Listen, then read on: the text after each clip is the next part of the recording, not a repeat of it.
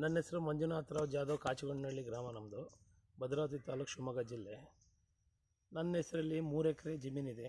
ಅದನ್ನು ಅಡಿಕೆ ಬೆಳೆಯನ್ನು ಮಾಡಿದ್ದೀವಿ. ಅದರ ಜೊತೆಯಲ್ಲಿ ಅಕ್ಕಪಕ್ಕದ 10 ಎಕರೆ ಜಮೀನನ್ನ ಗುತ್ತಿಗೆ ಮಾಡಿಕೊಂಡು ಅದರಲ್ಲಿ 5 ಎಕರೆ ಕಬ್ಬನ್ನು ಬೆಳೆದಿದ್ದೀವಿ, 3 ಎಕರೆ ಶುಂಠಿನ ಬೆಳೆದಿದ್ದೀವಿ. 1 ಎಕರೆ ನಮ್ಮಲ್ಲಿ ದನ ಕರುಗಳು ಒಂದು 20 ಇರೋದ್ರಿಂದ ಕೆಂಪು ಲೇಪಿಯರ್ ಹುಲ್ಲನ್ನು 1 ಎಕರೆಯಲ್ಲಿ ಹಾಕಿದ್ದೀವಿ. 1 ಎಕರೆ ಊಟಕ್ಕೆ ಭತ್ತ ಮಾಡ್ಕೊಂಡಿದ್ದೀವಿ. ಅಡಿಕೆ ತೋಟದೊಳಗೆ ಮಿಶ್ರ ಬೆಳೆಯಾಗಿ ಪಪ್ಪಾಯನ್ನು ಹಾಕ್ಕೊಂಡಿದ್ವಿ. ಮುಖ್ಯ ಬೆಳೆಯಾಗಿ ಹಂದಿ ಸಾಕಾಣಿಕೆಯನ್ನು ಮಾಡಿದ್ದೀವಿ. ಒಂದು 200ರಿಂದ 250 ಹಂದಿ ಇದೆ. ನಾವು ಬೆಳೆಯುವಂಥ ಕಬ್ಬನ್ನು ನಮ್ಮದೇ ಸ್ವಂತ ಒಂದು ಆಲೆಮನೆ ಇದೆ, ಆ ಆಲೆಮನೆಗೆ ಬಳಸ್ತಾ ಇದ್ದೀವಿ. ಯಾವುದೇ ರಾಸಾಯನಿಕ ಬಳಸ್ದ ಹಾಗೆ ನಾವು ಸಮಗ್ರ ಕೃಷಿ ಪದ್ಧತಿಯಲ್ಲಿ ಮಾಡ್ತಾಯಿದ್ದೀವಿ.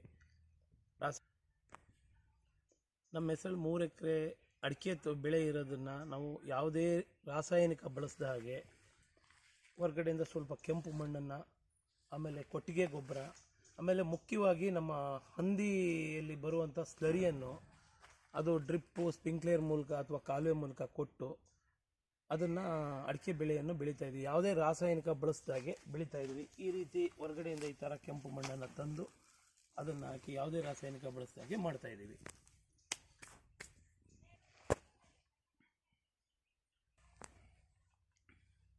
ಈಗ ನಮ್ಮದು 8ನೇ ವರ್ಷ ತೋಟ, ನಮ್ಮದು ಒಂದು 3 ಎಕರೆ 8ನೇ ವರ್ಷ ತೋಟ. ಅದು ಮೊದಲನೇ ಈ ವರ್ಷ ಎಕರೆಗೆ 60 ಕ್ವಿಂಟಲ್ ಯಾವುದೇ ರಾಸಾಯನಿಕ ಬಳಸಿದಾಗ ಹಸಿ ಅಡಿಕೆ 60 ಕ್ವಿಂಟಲ್ ಇಳುವರಿ ಬಂದಿದೆ. 1 ಎಕರೆಗೆ 60 ಕ್ವಿಂಟಲ್ ಇಳುವರಿ ಬಂದಿದೆ. ಕಳೆದ ವರ್ಷ ಏನು ಬಂದಿತ್ತು ಅದಕ್ಕಿಂತ 10 ಕ್ವಿಂಟಲ್ ಜಾಸ್ತಿ ಆಗ್ತಾಯಿದೆ. 3ನೇ ವರ್ಷದಿಂದನೇ ಅಲ್ಪ ಸ್ವಲ್ಪ ಫಸಲು ಸ್ಟಾರ್ಟ್ ಆಗ್ಬಿಡ್ತು. ನಮ್ಮದು 4ನೇ ವರ್ಷದಿಂದ ಕಮೆನ್ಸ್ ಆಯಿತು. ಈ ವರ್ಷ 60 ಕ್ವಿಂಟಲ್ ಎಕರೆಗೆ ಅವರೇಜ್ ಬಂದಿದೆ. ಈಗ ಮುಖ್ಯವಾಗಿ ನಮ್ಮ ತೋಟದ ಜೊತೆ ನಮ್ಮದು ಹಂದಿ ಸಾಕಾಣಿಕೆ, ಅದ್ರ ಬಗ್ಗೆ ನೋಡೋಣ ಬನ್ನಿ.